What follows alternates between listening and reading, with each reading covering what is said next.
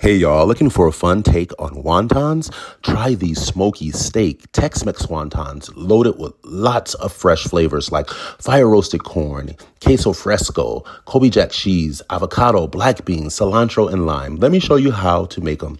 So to a pound of diced steak, of course you can use ground beef, you can use chicken, pork, shrimp.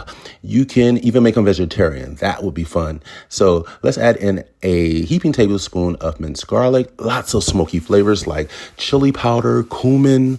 I added in some onion powder. We're going to add in some garlic powder. Can't have too much garlic in my opinion.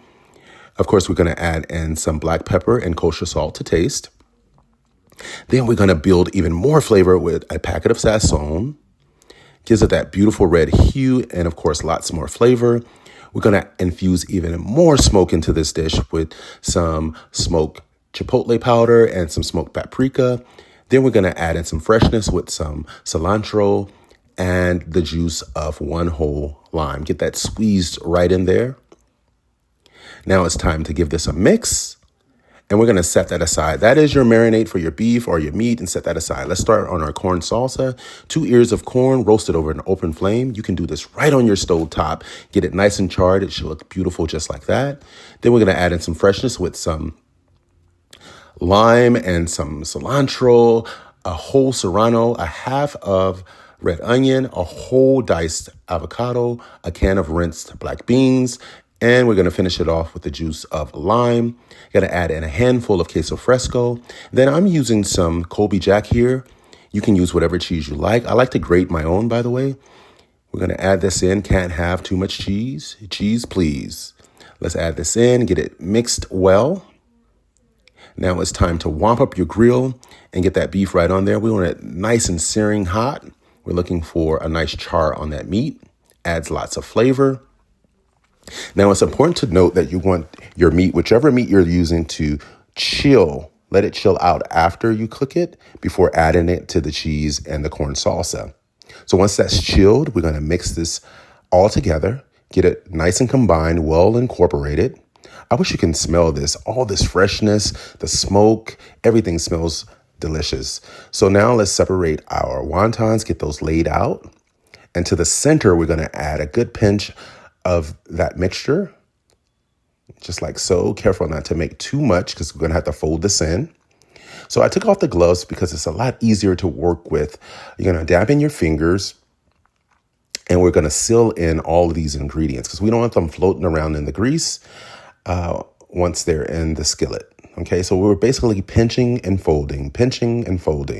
So it's going to take a little bit of practice, but it's pretty easy once you get the hang of it. So once we pinch that in, the water acts like a glue to seal that in. It should resemble a beautiful flower like so. Let me show you one more time.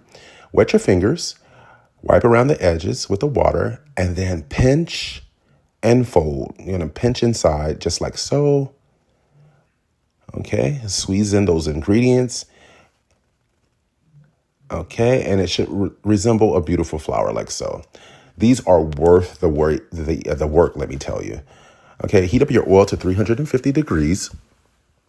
You can use a thermometer if you like. So it's careful or important not to cook them too fast because they will burn.